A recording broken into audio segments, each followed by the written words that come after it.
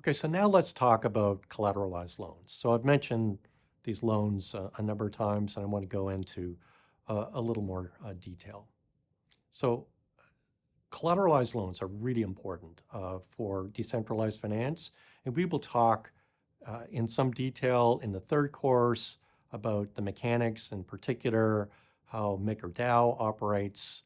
But this is a really important building block for decentralized finance.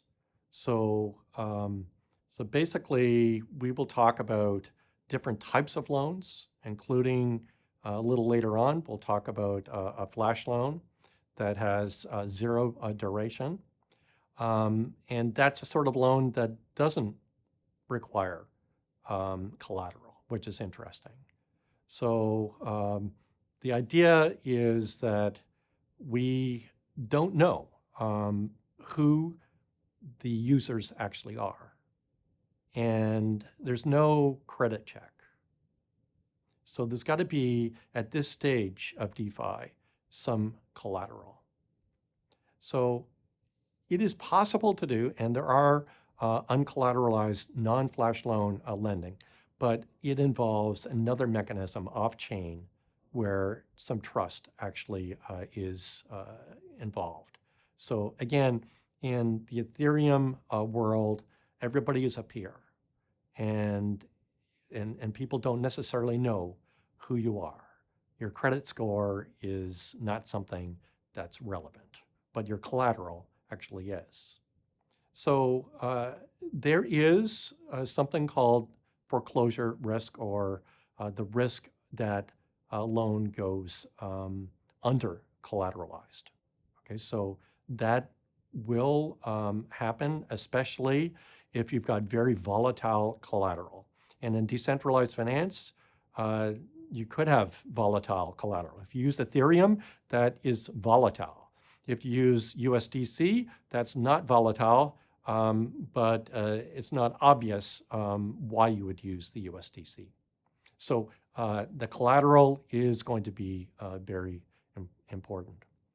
And if there is volatility, and if there is a situation where there's under-collateralization, then there will be a liquidation.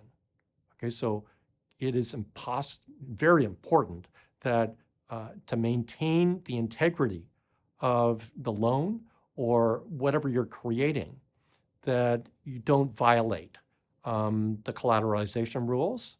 And we've already talked about the role of keepers to actually to enforce this. So they will trigger liquidation if something is under collateralized. So liquidation is very straightforward. It happens, and the collateral is liquidated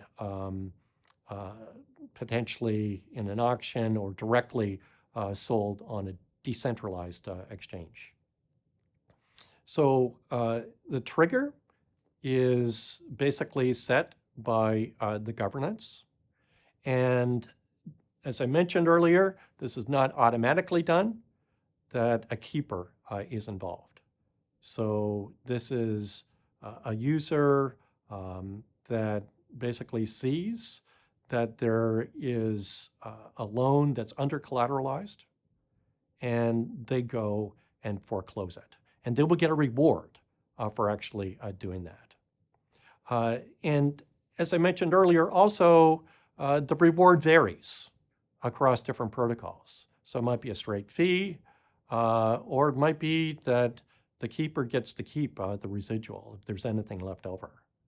Okay, so there are penalties for liquidation, and if you're under collateralized, this is far different than centralized finance, where you get a call from your broker saying, oh, well, you're close to your margin, you need to put some more collateral in.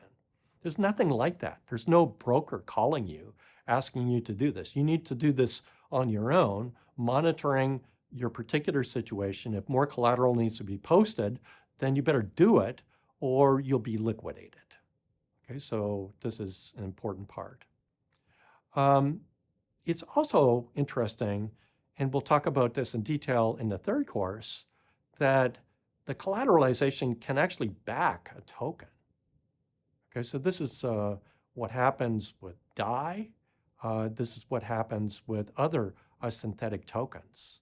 So you can say that this token is worth X, and to keep it worth X, we've got this collateral, and it's over-collateralized. And people actually believe, well, it must be worth X because there's lots of collateral there to keep it. And this basically, people have faith in it, and the faith is based on data, that it's completely transparent. So it's not just talk. Talk is cheap. It's the data. You can actually see what the collateralization is, exactly what it is. So it's possible that you can have this collateralization to back a token. So we'll talk about the synthetics token, the synth. We'll talk about yield protocols, Y token. We'll talk about, in some detail, MakerDAO's DAI and how that works. Remember, DAI is a stable coin that's collateralized by crypto, not by US dollars. So how can they do that, given that crypto is so volatile? Well, they do it with over-collateralization, and they need to be really careful, because if the value of the collateral drops below the peg at $1, then people basically will no longer believe that the peg can be maintained. Okay, so this is very important for that particular protocol.